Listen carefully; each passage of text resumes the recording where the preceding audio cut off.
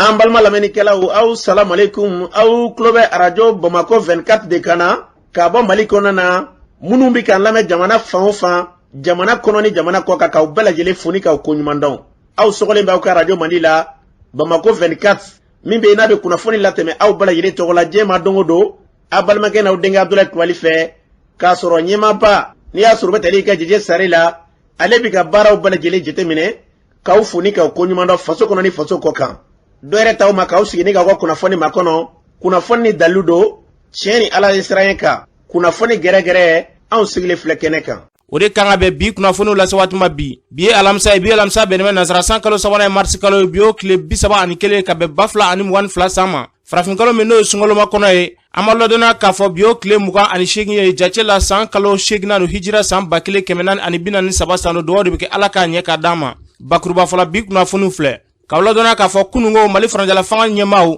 olu ye kɛlɛkɛ pankuru 2 olu ni kɛlɛkɛ minɛ wɛrɛw olu y'olu sa olu jiginna Mali sananguru jingiri kɛnɛ kan kunungo ko kɛra cogo jumɛn kunnafoni ɲɛfɔli ko la Senegal ka den minnu ye taama kɔni kɛ ka bɔ Senegal ni ka na Mali kɔnɔna na olu ka fara ɲɔgɔn ba kɔni kɛla Mali ka yɛlɛma hɔrɔnya dukɛnɛba la tarata dongo ko kɛra cogo jumɛn kunnafoni ɲɛfɔli ko la an ka jamana kɔnɔna na kɛnɛyasoba dɔ bɛ ka jɔ kucalakaw fɛ yen nɔ kɛnɛya minisiri tun b'o kɛnɛ kan ko kɛra cogo jumɛn kunnafoni ɲɛfɔli ko la Mali kuranko bilama kɔni a kumaw cayalen bɛ dɛ Moptikaw a yira ka kulu kɔni bɛna bɔ jumadongo ko kɛra cogo jumɛn kunnafoni ɲɛfɔli ko la Sukoroko kɔni kuma cayalen bɛ a yirala ko faranjala fanga ɲɛmɔgɔ kɔni wulikajɔ dɔ kɔni ta Sukoroko kama ko kɛra cogo jumɛn kunnafoni ɲɛfɔli ko la ninnu de bɛna ka kunnafoni la kumaba ye ka fara kunnafoni wɛrɛ kan lase ma denkɛ n'a balimakɛ fɛ Sidiki Kulibali ala k'a ɲɛ k'a d'a ma kunnafoni an b'a daminɛ ka ladɔnniya k'a fɔ kunungo Mali faranjala fanga ɲɛmɔgɔ u ye pankuru dɔ kɔni bisimila senu n'o bɛ tali kɛ an ka sananguru jigi kɛnɛba kan min bɛ tali kɛ kɛlɛkɛ pankuru 2 ka fara kɛlɛkɛ minɛ caman wɛrɛw kan a yira ka ku kɔni wulikajɔ kɔni kɛ ni ka se ka ninnu san wulikajɔ kun tɛ dɔwɛrɛ ye an ka jamana kɔnɔna na bi lakanabaliya minnu bɛ yen nɔ fɛrɛ ka se ka sɔrɔ ni ka se ka fu siri o dan na a yirala k'a fɔ ko ni minɛ kofɔlen ninnu filɛ nin ye ko ninnu sɔrɔla ani Irusila ka bolodi ɲɔgɔnma de kɔnɔna na minɛ ninnu kɔni nana min bɛ tali kɛ minisiri min ɲɛsinnen bɛ sɔrɔsiw ka koɲɛ fo ka taa se sɔrɔsikɔrɔw ka koɲɛw ma Colonel Sadio Kamara ale taara ka taa avion ninnu bisimila a ye kuma min fɔ kɛnɛ kan an ka lamɛn bɛɛ lajɛlen b'a kalama kalo damadamanin bɔ armée malienne ye wulikajɔ dɔ daminɛ walasa ka dankari juguw la an bɛ don min na komi bi caman kɛra hali n'o y'a sɔrɔ fanga kelen-kelennin bɛ juguw la o to ka attaquer population civile la marifa tɛ mɔgɔ minnu bolo ani ka to ka jan da an ka mɔgɔw ye armée malienne ka montée en puissance bɛɛ lajɛlen b'a dɔn k'a fɔ ko tiɲɛ don dɔ bɛ ka fara minɛnw kan an bɛ continuer fana ka dɔ fara minɛnw kan mɔgɔ si ka pression tɛ na an na yilan nin kɛlɛ in na an dalen don a la an bɛ ka kɛlɛ min kɛ c'est une cause juste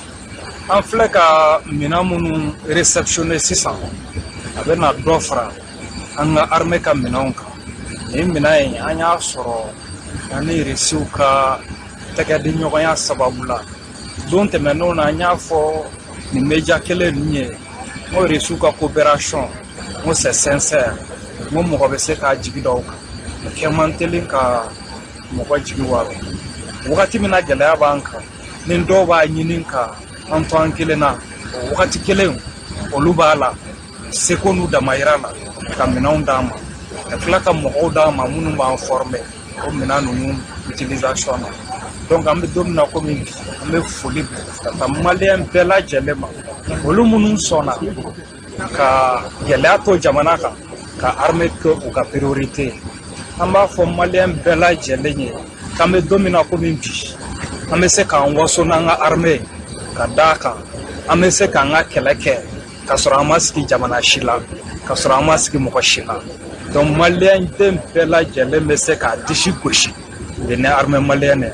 an b'o foli kɛ maliyɛn bɛɛ lajɛlen ni tun bɛ tali kɛ Colonel Sadio Kamara la a y'a fɔ cogo min na maliyɛn den bɛɛ lajɛlen k'i disi gosi kɛlɛ bamali min b'an ka jamana kɔnɔna na baara kun tɛ dɔwɛrɛ dɛ ka wulikajɔ kɔni kɛ ka se o dilan ta ka bɔ an ka jamana kɔnɔna na an bɛ dugawu de kɛ nin minɛn minnu nalen filɛ nin ye yarabi ala ka se ka nin kɛ fɛrɛ ye an ka kɛlɛ in a bɛ se ka ban cogo yarabi ala k'o hakilinaw sabati n'an bɔra ye Senegal ka den minnu taamana ka bɔ Senegal ka na Mali kɔnɔna na tama in kun tɛ dɔwɛrɛ y'a yira k'a fɔ ko farafina bɛɛ lajɛlen kɔni ye kelen ko CEDEAO wulikajɔ min ta ka ɲɛsin Mali ma ka fara UEMOA kan ko bingani wale de don k'a ma kɛ sariya kɔnɔna na u kɔni tamana ka bɔ fɔ Senegal kana Mali kɔnɔna na tarata dongo a kɛra lajɛrɛba ye Mali ka yɛlɛma hɔrɔnya du kɛnɛba la tamaden dɔw b'u hakilina fɔ an k'u lamɛn. 14 janvier tɛmɛnen an bɛɛ y'a ye quoi jamana kɔnɔdenw la fan bɛɛ fɛ ka wuli ka jɔ k'u bɛ transition fɛ ya jamana fantan naani bɛɛ lajɛlen bon o de y'an poussé en même temps aussi CEDEAO ka sanction ko kɛrɛnkɛrɛnnenya la o de y'a to n'an wulila ka bɔ an sen na ka bɔ fo ambassade la ka na se Bamako yan nɔ ma pour que ka nisɔngoya yira n'o ye CEDEAO ni UEMOA ka sanction ko k'a ta Mali contre la quoi ko mun kɛra ka Mali sɛgɛrɛ o ko tiɲɛ yɛrɛ la a ma bɛn an ma quoi a ma bɛn an farafindenw si ma. Tiɲɛ na gɛlɛya caman sɔrɔ wa nɔgɔya caman fɛnɛ sɔrɔ gɛlɛya dɔ ye mun ye an sira kungo kɔnɔ an ma dege o la an sɔnna ka si kungo kɔnɔnaw la an sɔnna kuma dɔw la kɔngɔ ni minɔgɔ tile kɔrɔ i senw bɛ bunaki i senw bɛ bana mɛ u bɛɛ n'a ta o ta n'i y'a ye ko ninnu bɛ ka se ka kun i fɛnɛ b'a fɔ ko ne bɛ malidenw jɔyɔrɔ de la il faut pas que ninnu ka jigin anw. An yɛrɛ bɔra Bamako yan ka taa u kunbɛn Diboli ka tugu u nɔfɛ Diboli fo Bamako yan u sera dugu o dugu la u ma kuma fila fɔ u ye kuma kelen dɔrɔn de fɔ maliyɛnw kan ka ɲɔgɔn minɛ ni maliyɛnw ye ɲɔgɔn minɛ ka baara kɛ Mali bɛ sira mun kan bi sira ɲuman de don Mali bɛ ka farafina bɛɛ ka kɛlɛ de kɛ Mali bɛ ka farafina bɛɛ de kunna wolo o la olu fɛ Choguel ni Assimi bɛ ka baara mun kɛ Mali kɔnɔ min ye ka sécurité sabati min ye ka refondation kɛ min ye ka an bolo bɔ nasaraw ka jɔ a juru la ko ye ko baara ko ka d'u ye. Ni tun bɛ tali kɛ tamaden dɔw hakilina la an bɛ dugawu de kɛ baara in kun tɛ dɔwɛrɛ dɛ farafina ka ɲɛtaa bɛ se ka sabati cogoya mun na yarabi Ala k'an ka jamana basigi ni k'a kolo suma kɛnɛ in kan yen nɔ Mali premier ministre Dr Choguel Kokala Mayiga ale tun bɛ yen nɔ a ye kuma min fɔ yen nɔ o filɛ. Kilomètre ba kelen ni kɛmɛ saba ani kɛmɛ wɔɔrɔ ni fila k'a taama tile 40 kɔnɔ pour que k'o kɛ o b'a sɔrɔ i engagelen don i ye patriote de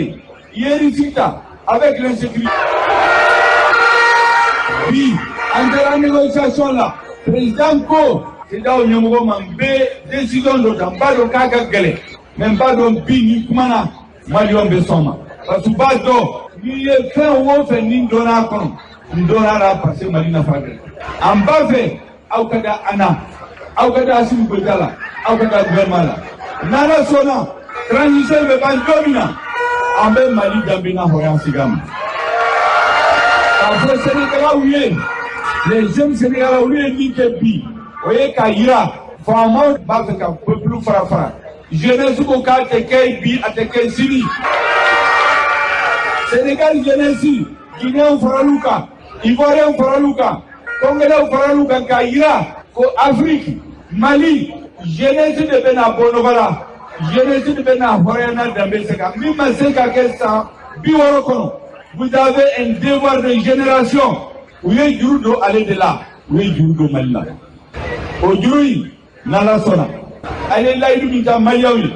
o layidu a b'a se a dan na a b'a dafa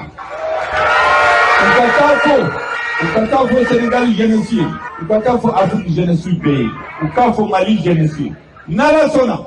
ni peuple malien sɔnna parce que olu de ye tigi ye Ala ni peuple olu de ye fangatigi ye n'u sɔnna transition in a bɛ se a dan na refondation bɛ kɛ jamana bɛ jɔ hɔrɔnya danbe a bɛ segin Mali ma n'Ala sɔnna n nana o kuma baw de fɔ ka bɛɛ fo ka commission d'organisation fo ka jeunes fo ani ni alu bɛna ɲɔgɔn ye a restreint ŋaniya min b'u la u k'a fɔ n ye ŋaniya min b'a fara an k'a fɔ min bɛ se ka fɔ kɛnɛ kan a bɛ se k'u dɔ la parce que bi u ye juru dɔn na comme aw fana ye juru don gouvernement la le 14 janvier. Ni tun bɛ tali kɛ Mali premier ministre la Dr Choguel Kokala Mayiga an bɛ dugawu de kɛ wulikajɔ in kun tɛ dɔwɛrɛ Mali ka ɲɛtaa bɛ se ka sabati cogoya min na yarabi Ala k'o hakilinaw sabati a y'a yira k'a fɔ k'ani tamaden ninnu k'u bɛ ɲɔgɔn ye kunungo ani tamaden ninnu kɔni ye sigikafɔ kɛ sigikafɔ in wolola min na fɛn fɛn da ka di Mali la Ala ka u bila o sira kan n'an bɔra yen ɲɔnɔ marabolo la lakanabaliya bilama kumaw kɔni cayalen bɛ an ye kunnafoni sɔrɔ ko dɔgɔfurankɛ kɔnɔna ko lakanabaliya kɔni wulikajɔ dɔ kɛra ɲɔnɔ marabolo kɔnɔna na karamɔgɔ Abulayi Kulubali b'an bolo nɛgɛ kan karamɔgɔ salamu aleykum. Walaikum salam wa rahmatullahi ta'ala wa barakatuh. Karamɔgɔ ni waati na e bi ɲɔnɔ an ye kunnafoni sɔrɔ ko ɲɔnɔ marabolo dugu dɔ bɛ yen nɔ Janbe ko maa dɔ minɛna ka tununu ye fo ka se alimami dɔ b'u la a ko kɛra cogo di? An bɛ lamɛnbaa cɛman ni musoman denmisɛnnin maakɔrɔ bɛɛ fo Mali kɔnɔ ani Mali kɔ kan ka o yɛrɛ fo Siri Kulubali n'i ka jɛkulu timinandiya ye bi i y'a fɔ cogo min na a kɛra ten bi bi na ɲɔnɔ marabolo kɔnɔ na tiɲɛ yɛrɛ ni Ala ka kan ka taa se Masina marabolo ma bi maa bɛ se ka fɛn min fɔ an bɛ fɛn minnu bɛ yen ni an bɛɛ bɛ ka o laɲini ɲɔgɔn fɛ n'o ye faso lakanani ni faso ka kolosuma ye bi ani baara minnu b'a la ka kɛ bi n'i y'a lajɛ baara ninnu tiɲɛ don wulikɛjɔw bɛ sen na nka gɛlɛya bɛ yɔrɔ caman na dɛ Siri Kulubali bi bi na i ka dɔn an ka jamana lakanabaaw mana bɔ yɔrɔ o yɔrɔ bi ɲɔnɔ marabolo kɔnɔ walima Masina marabolo kɔnɔ na yɔrɔ dɔw u ma se yen fɔlɔ mɛ u bɛ se yɔrɔ dɔw yɛrɛ la n'u tɛmɛna yen fɛ ka ban o population yɛrɛ fara la ko in bɛ ka kɛ ten bi de dugu min bɛ yen ni o ye Janbe Janbe ni mɔgɔ hakili b'a la sɔgɔn min wulila ka bɔ a sigiyɔrɔ la bamananw y'a fɔ ten bamanankan na ko ni dutulu banna ko gɛrɛ bɛ kɛ mutu la a kana kɛ maa kɔnɔ an b'o de fɔ k'o jabajɛya k'a fɔ ko i ni ninnu ka bɛnkan k'a bɛ kɛ sababu ye ka lafiya se i ma n'o ye gɛrɛwala tigilama ninnu ye ni mɔgɔ hakili b'a la sɔgɔn ye gɛlɛyaba sɔrɔ u kun bɛ ka sɔngɔ datugu sɔngɔ dafɛdugu bɛɛ u ka mɔgɔ foyi ti olu se olu ma u ka gɛlɛya foyi ti se olu ma n'i ko k'i bɛ bɔ i da ma e ti gɛlɛya sɔrɔ mɛ n'i ye sɔngɔ ka ye i ni gɛlɛya don o kɛra sababu ye fo sɔngɔ wulila ka na sigi jabali dugu bɛ yen n'o ye boro kɛmɛ wɛrɛ ye ka na sigi Janbe min b'o kɛrɛfɛ sisan a kɛra sɔngɔ tɛ yen bilen u ye wulikɛjɔ kɛ dugu dɔ bɛ yen n'o ye buga wɛrɛ ye o wulilen waati min na dɔ bɔra buga wɛrɛ la n'a mun ye o ye dugu wuli ka na sigi Janbe o tigi tɔgɔ kun ye ko Segu Jalo u nana o minɛ ka taa n'o ye fo nin yɔrɔ in na ɲɛma sɔrɔ o la mɛ mɔgɔw kamana ganna k'o sɔrɔ kɛ Janbe bɛ yɔrɔ in na ye u bɛ munumunu zalo la u bɛ don Janbe i n'a fɔ a ka d'u ye cogo min na u bɛ bɔ Janbe i n'a fɔ a ka d'u ye cogo min na dimanche don wulada in fana fɛ u nana mototigi dɔw ka na dɔ bɛ yen ko Buya Kulubali ka na minɛ ka taa n'a ye n'o ye gɛrɛwala tigilamaw ye mɔgɔw tora o kamana ganna tarata sufɛla fɛ ni ka dugu jɛ kununko araba la u ye wulikɛjɔ kɛ tuguni alimami dɔ bɛ yen ni u ye Janbe yɛrɛ alimamiba ye wa tɔgɔ ye ko Ali a jamu ye ko Tarawele u nana an yɛrɛ b'a dɔn maa caman bɛ yen kabila in na ye mɔgɔ lakodɔnnen don u nana ka na o minɛ ka taa ni alimami ye fo nin yɔrɔ in na ɲɛsi selen tɛ ka sɔrɔ o la o bɛ kɛ maa sabanan ye alimami y'a sabanan ye u ye mɔgɔ minnu minɛ Janbe kɔnɔna na an bɛ waati min na ko bi Siri Kulubali yɔrɔ ninnu na bi mɔgɔw de kamana gannen bɛ fan bɛɛ fɛ lakanabaliya de waralen don o kɔni kana siga o la fiyewu n'an ka lakanabaaw tɛmɛna munumunu zalo la n'olu munumuna mara ninnu kɔnɔ la dɔrɔn i b'a sɔrɔ n'olu segira ka ban kɔni sigidalamaw ni hɛrɛ bɛ fara ka bɔ ɲɔgɔn na o ye min ye Janbe jabali marabolo kɔnɔ ta ye o kɔfɛ min ye Masina marabolo an bɛ taa yen an bɛ mɔgɔw ladɔnniya k'a fɔ tarata don kelen o wulada fɛ nɛgɛ kanɲɛ 17 waati masuruna dugu min bɛ yen ni o ye Kolongo kɛrɛnkɛrɛnnenya la Kolongo komini kɔnɔ na Lotankura o dugu in u nana ka na u da si yen ma n'o ye gɛrɛwala tigilamaw ye marifa caman b'a k'u ɲɛsin dugu ma ko f'u ka dugu minɛ u ni donsow kɔni kɛra ɲɔgɔn na o sen fɛ fo dugu so kɔfɛ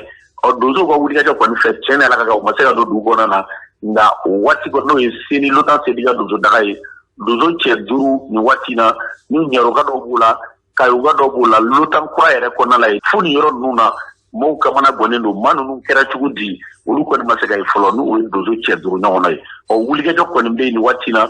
senila ka mɔgɔw fɛ ka se ka nɔbɔli ta ka se k'a ko ɲɛɲini nka an bɛ yɔrɔ min na ko bi da bɛ mɔgɔw ye lakanabaliya kɔni i ka dɔn o dugu jɛlen o kɔni o ɲɔɲɛnen bɛ ye kosɛbɛ o kɔfɛ dugu dɔ bɛ yen tuguni ko Alu wɛrɛ o Alu wɛrɛ donsoden dɔw bɛ yen minnu bɛ bɔ Lotan walima Togolonkura o dagaw ni ɲɔgɔn cɛ donsow de kun farala ɲɔgɔn kan ka munumunu zalo kɛ dɔgɔ furancɛ in kɔnɔ na k'a fɔ ko u bɛ taa yen nɔ dɔw kun bɛ taa fara ɲɔgɔn kan la k'u to ko senfɛ donsokɛ dɔ bɔra dɔ ma ka don tu kɔnɔna la jadɛwala tigilamaw bɛ k'u surugu bɛlɛ tu kɔnɔna la ko Daramani bɛ yan bɔ Togolonba o kɔni ka don tu kɔnɔna na dɔrɔn an n'u ka tile bɔ an kan a si ma kɔrɔ misi ye ka sin ka a ɲɛgɛnɛ karabati nin yɔrɔ ninnu na bi da bɛ mɔgɔw ye sunɔgɔtu ye Siri Kulubali an bɛ waati min ko bi sɛnɛ ma kɛ yɔrɔ ninnu caman na mɔgɔw bɔra malojɛniw kalama wulikɛjɔ min bɛ sen na an b'o fɔ an y'a fɔ ka kɔrɔ an ka tɛgɛrɛ fɔ an ka faso ye mɛ fɛn min bɛ n'o ye gɛlɛya ye dɛ o de ka fɔ ka file fiyɛ o la k'a fɔ ko bi ko an ka sɔrɔ su k'u ti baara la an si sɔn k'o fɔ mɛ an bɛ min kɔni fɔ bi min bɛ ka fɔ ani min bɛ ka kɛ olu de cɛ ka da ɲɔgɔn na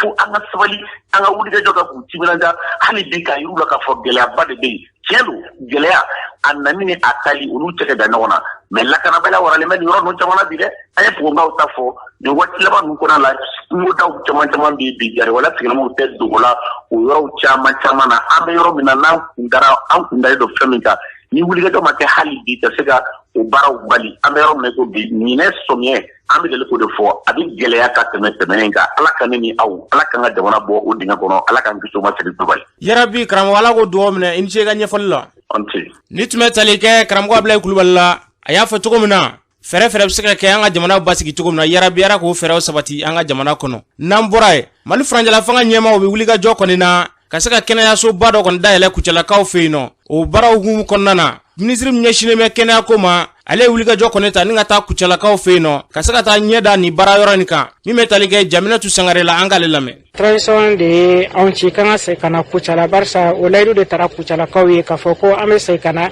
yaasa Kucala kɛra région ye kaban donc région in fɛn dɔw de b'a jɛ halisa yaasa k'o baara in kuncɛ donc an nan'o de la ka o lajɛli kɛ mais kɛrɛnkɛrɛnla dɔgɔtɔrɔsoba min bɛ ka jɔ Kucala dɔgɔtɔrɔso baara kun bɛ ka sumaya dɔɔni donc an nana aussi k'o fɛnɛ lajɛ ka lajɛ tɔgɔ mun na dɔgɔtɔrɔso baara bɛ se ka teliya yaasa dɔgɔtɔrɔso in bɛ bila Kucalakaw ka bolo kan service tɔw bɛ yen ministère service tɔw fɛnɛ bɛ yen minnu ma kɛ direction régionale tɛ minnu na fɔlɔ donc o baara fɛnɛ bɛ sen na bon mɔgɔw bɛ ka baara kɛ o cɛsirilen don baara fɛ o ye belebele o yɛrɛ de ye ko yɛrɛ kɔlɔma yɔrɔ ye o y'an nisɔndiya kosɛbɛ anw yɛrɛ fɛnɛ ta kan ka kɛ mun ye a la n'Ala sɔnna ma n'an segila an fɛnɛ b'o baara kɛ ani ministre de l'économie des finances yaasa baarakɛlaw ye mun ɲini administration ye mun fɔ an ye Kucala autorités ye mun ɲini an fɛ an fɛnɛ bɛ se ka mun kɛ n'Ala sɔnna ma an b'o kɛ. Tun bɛ tali kɛ Jaminatu Sangare la Kucalakaw fɛ yen nɔ a y'a fɔ cogo min na ala ka nin hakilina ninnu sabati min bɛ tali kɛ Kucala gouverneur ale ma ka nisɔndiya dogo nin ko in na Abdoulaye Sise an k'a lamɛn. Baara dɔ yɛrɛ daminɛna ka ban n'o ye hôpital ta ye hôpital ni a bɛna kɛ a ɲɔgɔn tɛ kɛ région kɔnɔ hali jamana kɛrɛfɛla ninnu na a ka gɛlɛn ni a ɲɔgɔn bɛ yɔrɔ min na o bɔlen kɔ an taara gouvernement siti fana na gouvernement fana première pierre bɛna da n'o o banna tuma min na fɛn caman bɛ yen Kucala kɔnɔna na u bɛna ye n kɔntannen don bi Kucalakaw tɔgɔ la n kɔntannen don bi Kucalakaw ye k'a fɔ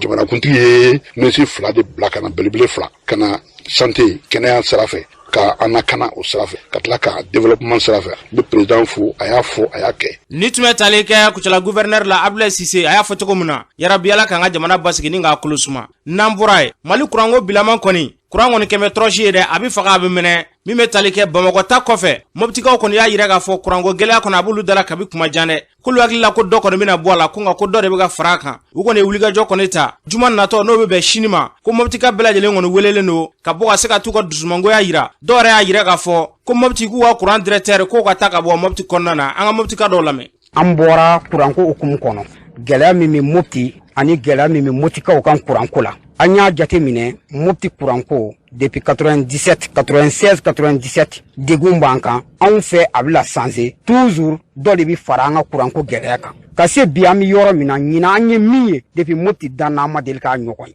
an ka kuran an b'a dɔn sunkalo la u b'a d'an ma turu Moptika bɛɛ b'o dɔn mais ɲinan depuis nɛnɛ waati o de bɛ kan ka kɛ anw fɛ yɛlɛmɛ bi sɔrɔ a la sunkalo tɔ tora tile 5 tile 6 mais actuellement an ɲɛ bɛ min na jigitigɛ ko Mopti 11 quartiers kuran ti na heure 5 maa si tɛ kuran sɔrɔ heure 5 i tɛ kuran y'i ɲɛna ne bi jate Togeli mosquée fan fɛ anw ye 5 jours de kɛ kuran an ma heure 5 sɔrɔ n'a ye tile 5 an ma heure 5 sɔrɔ ni kuran ye o la wele kan min bɛ yen nɔ dɔrɔn ka Mopti bɛɛ wele an bɛ marche pacifique boloda n'o ye vendredi baduru kɛlɛ vendredi Mopti bɛɛ ka ɲɔgɔn sɔrɔ terrain bilen na juma jiginnen kɔfɛ an bɛ taa an ka nisɔngoya jira kuran ko an ka hakɛ de don u k'an ka kuran d'an ma an ti association tɔgɔ la dɛ an bɛ Mopti ko de la maa o maa i bɛ yan e de ye Mopti kanuba ye min ma bɔ an nɔfɛ vendredi i k'a dɔn k'a fɔ i ye Mopti janfa i ye dugu in janfa. Mopti kuran tigɛ bolofa b'a kan parce que non seulement kuran bɛ tigɛ dugu kɔnɔ lampadaires tila tuguni ka tigɛ ka fara kuran kan a y'a jate minɛ dɛ bɛɛ ka so kuran bɛ tigɛ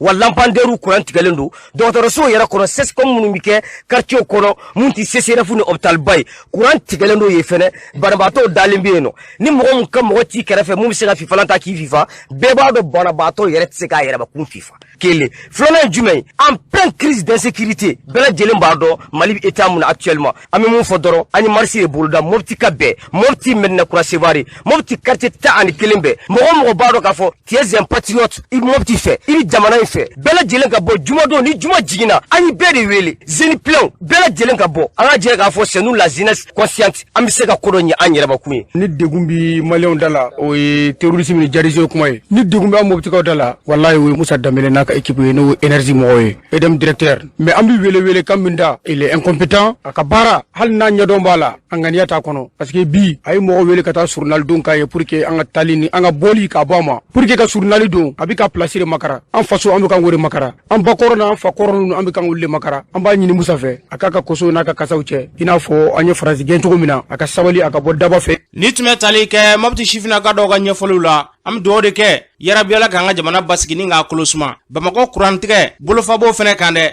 nka min ye kuranko minisiri ale kɔni y'a yira k'a fɔ ko moteur ba minnu kɔni sanna k'u labɛnw bɛ sen na k'a baara kuntaga ka suma ko a baara tɛ se ka kɛ ni giringirin ye an bɛ a ɲɛf'u ɲɛna u k'o baaraw teliya yaasa kurantigɛ ni caman ka se ka bɔ a la n'an bɔra ye Mali furancɛla fanga ɲɛmaaw ye wulikajɔ dɔ kɔni sigi sen kan o wulikajɔ in kun tɛ dɔwɛrɛ ye sungalo kɔni bɛ ka don maa b'u mago ɲɛ sukaro la kosɛbɛ sukaro min n'a bɛ dilan fɛ yan u y'a yira jagokɛlaw la k'a fɔ ko sukaro kɔni k'u kana o feere 100 sanfɛ k'o kɔni kana tɛmɛ 100 kan o kɔni kɛra gɛlɛyaba ye jagokɛlaw ma olu y'a yira k'a fɔ olu yɛrɛ tɛ sukaro bɔrɔ sɔrɔ min na n'a fɔra olu k'a feere o la k'o ye gɛlɛyaba de ye an ka jagokɛla dɔw lamɛn sukaro ko kɔni bɛ yɔrɔ min na sisan a ma nɔgɔn fɔlɔ parce que sukaro da ka gɛlɛn problème min bɛ min yɛrɛ la kosɛbɛ o ye Mali sukaro min yɛrɛ bɛ dilan anw fɛ yan o de kan ka da nɔgɔya mɔgɔw ma walasa mɔgɔw ka se k'o sɔrɔ nɔgɔya la k'o feere nɔgɔya la mais problème b'o yɛrɛ de la ka tɛmɛ sukaro tɔw kan parce que sukaro jɛma min bɛ bɔ kɔfɛ wagati bɛɛ la o wari ka ca mais o n'a wari caman bɛ mɔgɔw b'o san mais min ka nɔgɔ dɔɔni o tun ye Mali sukaro de ye mais sisan an bɛ yɔrɔ min na sisan Mali sukaro de gɛlɛyalen don parce que faso bɛ k'a fɔ ko ka sukaro in feere 100 de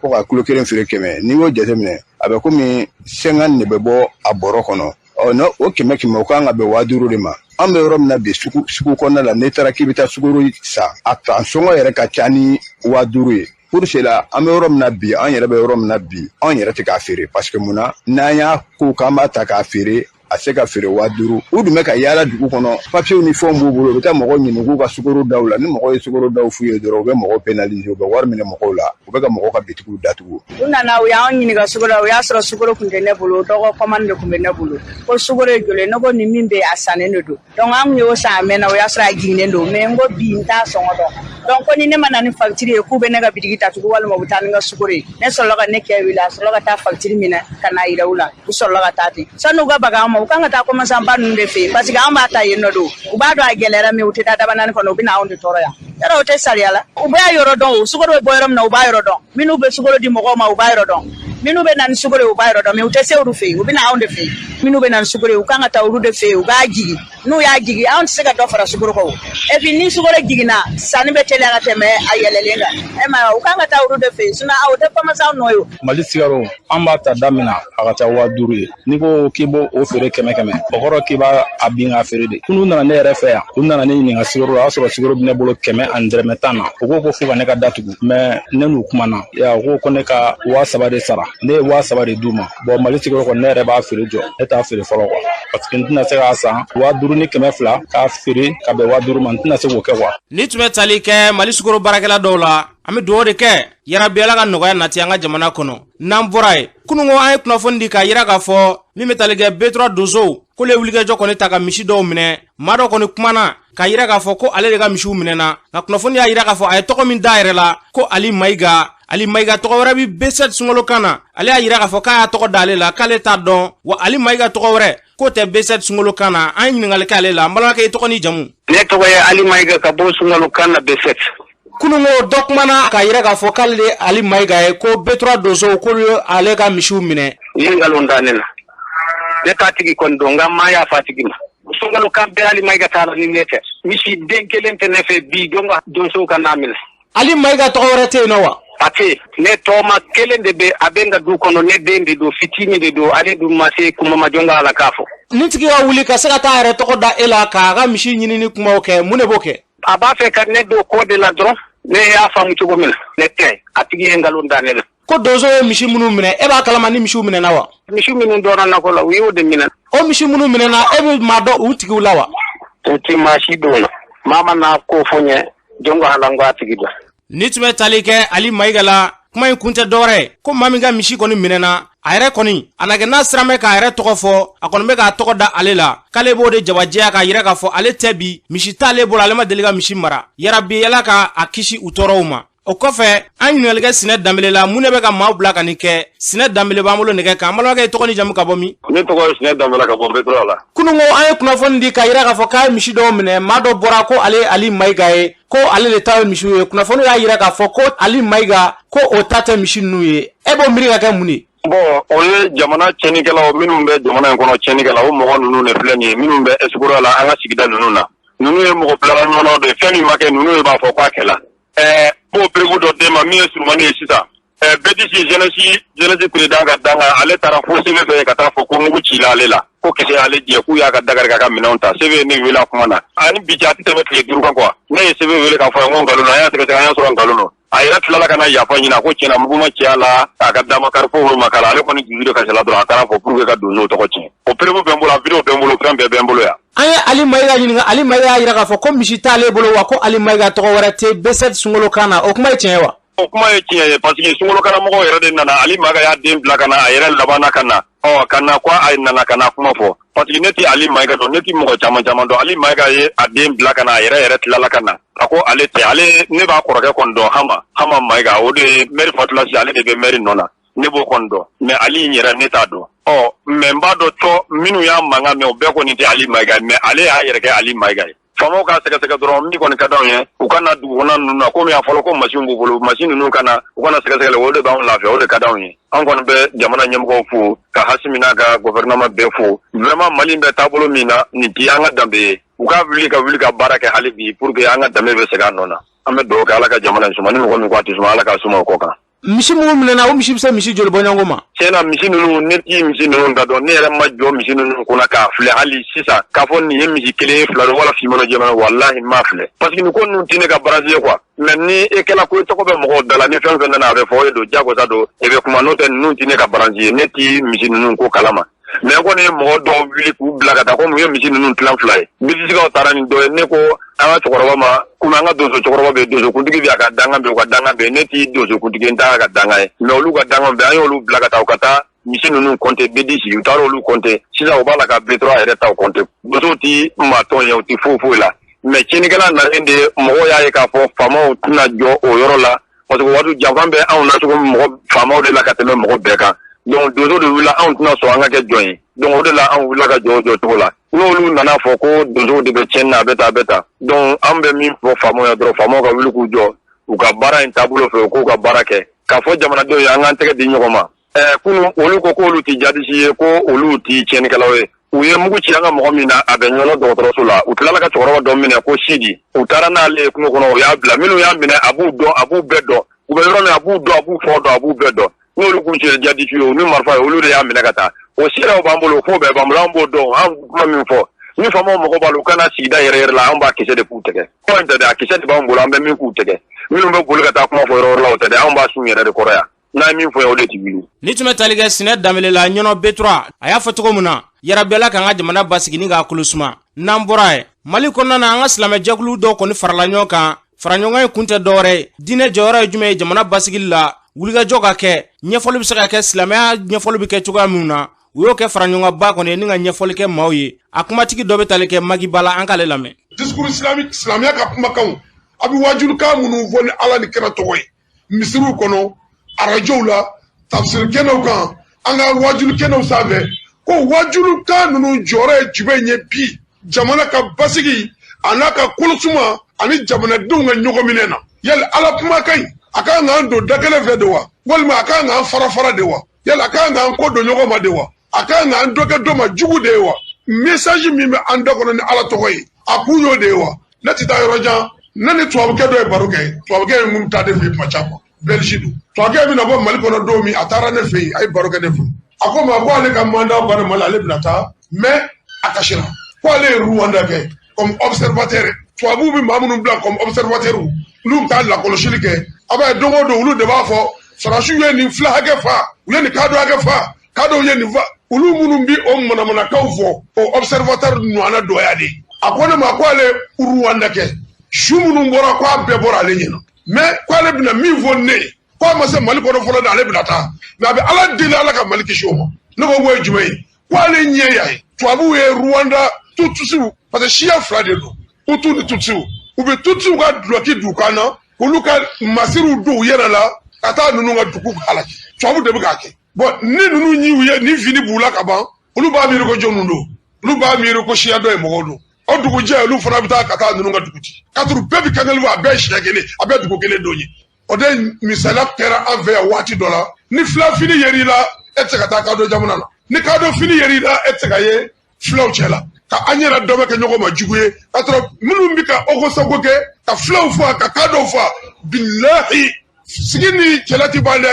mais bolo wɛrɛ bɛ ji jukɔrɔ min tɛ fila ye min tɛ kadɔ ye donc khitabul islami n'o silamɛya ka discours ye o jɔyɔrɔ ye jumɛn ye ka dusukun kɛ kelen ye aw b'a dɔn faali cogo jugu minnu kɛra Mali kɔnɔ n'i y'i sigi ka lajɛ bilahi diinɛ maa tɛ nin kɛ c'est des mercenaires recrutés ka na fitinɛ wuli jamana kɔnɔ ka jamanadenw kɔ don ɲɔgɔn ma k'an yɛrɛ dama bila kɛlɛ la parce que adamaden n'i bɛnna i yɔrɔ o yɔrɔ kan i bɛ wuli mais ni i bɛnna i hakili kan i wuli man di dɛ parce que olu b'an bɛɛ a hakili de ka fɔlɔ n'u ka communication ye n'u ka média ye n'u ka kumaw cogoya ye donc an yɛrɛw k'an ka kumaw cogo yɛlɛma an yɛrɛw k'an ka yaala an yɛrɛw hakili k'an ka kunu an y'o ɲɔgɔnna minnu ye diɲɛ kɔnɔ tubabukɛ ye nin fɔ ne ale taalen kɔ ka san 5 de ka Mali binna kɔ parce que an bɛɛ ye silamɛ ka ban siyako banna silamɛya ko min ka kɛ ne sɔnn'o ma e ko e sɔnn'o ma silamɛya ko ko joli kana bɔ nkalon kan silamɛya ko maa kana maa tɔɲɔ silamɛya ko tilenbaliya kana kɛ dugukolo sanfɛ n'an ye ɲɔgɔn faamuya o principe la e tɛ se ka ne tɔɲɔ ne tɛ k'e tɔɲɔ donc o b'a jira k'a fɔ khitabul islami silamɛw ka discours